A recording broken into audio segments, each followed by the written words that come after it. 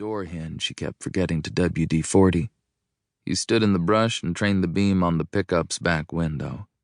The old 12-gauge Winchester lay in the rack behind Paul's dirt-colored hair, which hung well past his shoulders.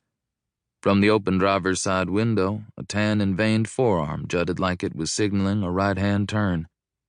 Its fist flipped Harley the bird. "Reddick?" Harley acknowledged.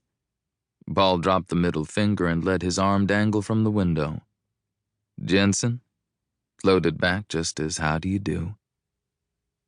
That how do you do-ness, that unshakable calm, made Harley's teeth grit. It wasn't composure and it wasn't reserve. Harley knew a good bit about composure and reserve himself.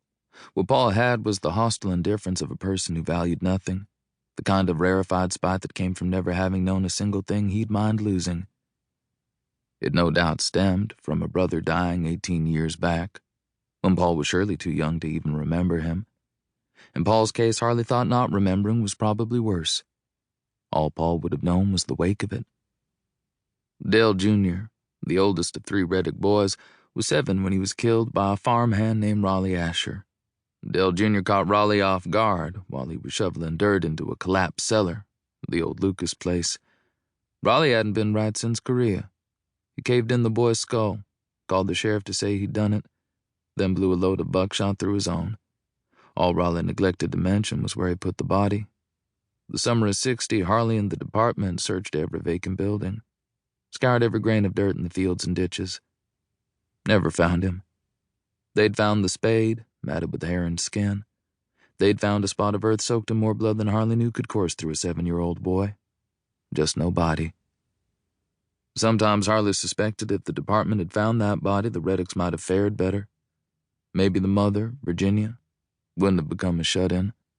Maybe Dale Sr. wouldn't have moved out and left the 2 young boys as her caretakers. If the department had just found that body, maybe Paul's sense of the size and gravity of things, of knowing how and when to be faced, would have been halfway normal. As it stood, not a whole hell of a lot qualified. Harley's boots moved forward, flattening the grass and grinding the dirt, till a movement in the cab stopped him. He rubbed the holster's thumb brake. Another head, this one covered in long, crumpled blonde curls, surfaced from the seat.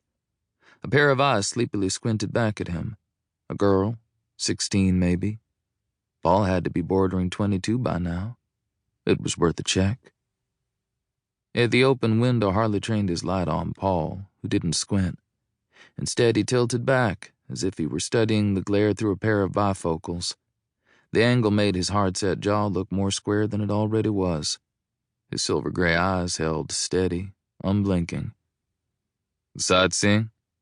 Harley asked. "Getting a little air?"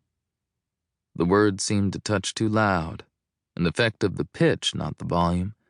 Paul's voice was clear and low. "Well, I'm still on the right side of the sod."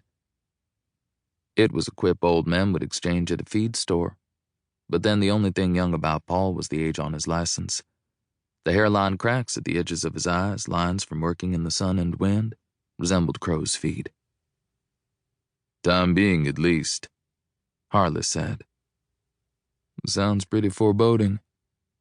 Paul glanced away easily, without a trace of readable meaning, toward the house. In profile, his bones were thick, prominent, so much so they seemed ready to surface and split the skin.